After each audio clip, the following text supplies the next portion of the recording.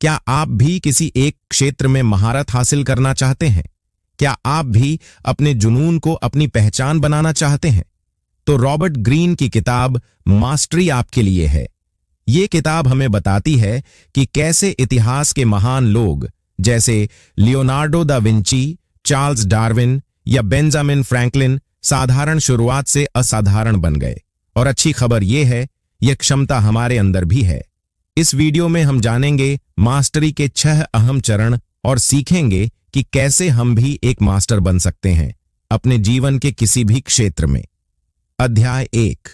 हर इंसान के अंदर एक लाइफ टास्क छिपा होता है, कुछ ऐसा जिसे करते हुए हम समय का ध्यान भूल जाते हैं। रॉबर्ट ग्रीन कहते हैं, greatness begins with discovering who you are. जब तक आप खुद को नहीं समझते, तब तक आप मास्टरी की ओर पहला कदम नहीं बढ़ा सकते। उदाहरण, चार्ल्स डार्विन को बचपन से ही प्रकृति में दिलचस्पी थी। उन्होंने अपने इसी जुनून को पकड़ा और एक नई साइंस की शाखा की नींव रख दी। बचपन की रुचियों पर ध्यान दें। खुद से पूछें, मैं क्या करने पर टाइम भूल जाता हूं? दूसरों की राह न चलें, अपनी आवाज खोजें। अध्याय 2। द अप्रेंटिसशिप फेज, सीखने की प्रक्रिया। कोई भी मास्टर सीधे शिखर पर नहीं पहुंचता। मास्टरी की राह सीखने से शुरू होती है, वो भी गहराई से, धैर्यपूर्वक और लगातार। 3 स्टेज। 1, ऑब्जर्वेशन, चुपचाप देखो, सीखो। 2, प्रैक्टिस, बार बार दोहराओ, बिना रिजल्ट की परवाह किए। 3, एक्सपेरिमेंटेशन, सीखने के बाद नए प्रयोग करो। उदाहरण, बेंजामिन फ्रैंकलिन ने खुद को पॉलिटिक्स, साइंस और पब्लिशिंग हर क्षेत्र में ऐसे ही प्रशिक्षित किया। की एडवाइस, शुरू में खुद को एक छात्र मानें, ईगो छोड़ें, सीखने के लिए झुकें, गलतियां करें पर उनसे सीखें। अध्याय 3। अब्सॉर्ब द मास्टर्स पावर, गुरु से सीखना।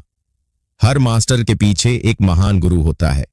आपको ऐसे मेंटर्स खोजने चाहिए जो आपको चुनौती दें, मार्गदर्शन करें और आपकी कमजोरियों को उजागर करें। उदाहरण, लियोनार्डो दा विंची ने वेरोक्यो से सीखा। उनके सीखने का तरीका था कॉपी देन क्रिएट। कैसे ढूंढें सही गुरु जो आपकी सीमाओं को चुनौती दे, जो भावनात्मक रूप से आपसे जुड़ सके, जिससे आप खुलकर सवाल पूछ सकें। अध्याय 4। देख लोग जैसे हैं, लोगों को समझो। मास्टरी सिर्फ टैलेंट की बात नहीं है, यह लोगों को समझने की भी कला है। जो व्यक्ति सामाजिक बुद्धिमत्ता, सोशल इंटेलिजेंस में मास्टर है, वह दूसरों से आगे निकलता है। की पॉइंट्स, दूसरों की भावनाओं को पढ़ो, ईगो ट्रिगर्स पहचानो, खुद के और दूसरों के भी। राजनीतिक माहौल को समझो, ऑफिस या रिश्तों में। उदाहरण, डिप्लोमैट्स और लीडर्स मास्टर होते हैं, न केवल काम में बल्कि लोगों से व्यवहार में भी। अध्याय 5। Awaken the creative active, creative mastery की ओर। अब तक आपने ज्ञान और अनुभव जुटा लिया है, अब बारी है अपने अंदर के क्रिएटर को जगाने की। यह फेज वह होता है जहां आप रिजिड सोच को छोड़कर नया सोचने लगते हैं। Creativity is knowledge plus imagination. आप अब पुराने रूल्स तोड़ सकते हैं, लेकिन तभी जब आपने उन्हें गहराई से सीखा हो।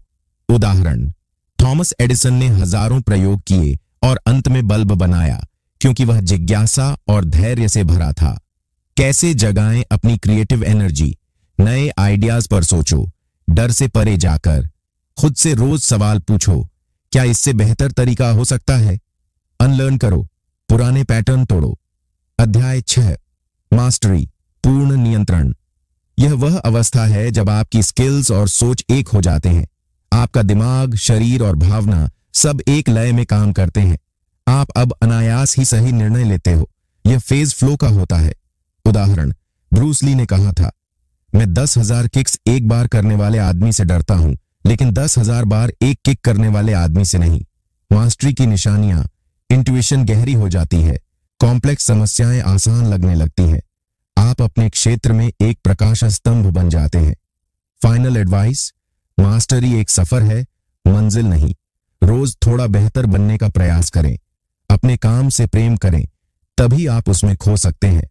तो दोस्तों, मास्टरी सिर्फ टैलेंट या लक की बात नहीं है। यह हमारे अंदर की गहराई से जुड़ने, जुनून को खोजने, लगातार सीखने और खुद को बदलने का नाम है। रॉबर्ट ग्रीन की यह किताब हमें सिखाती है, कोई भी हाँ, कोई भी मास्टर बन सकता है, बशर्ते वो सच्चाई से खुद को समझे और समर्पण के साथ मेहनत करे। तो क्या आप तैयार हैं अपनी मास्टरी की यात्रा शुरू करने के लिए? अगर आपको यह वीडियो पसंद आया तो लाइक करें, शेयर, सब्सक्राइब करना ना भूलें।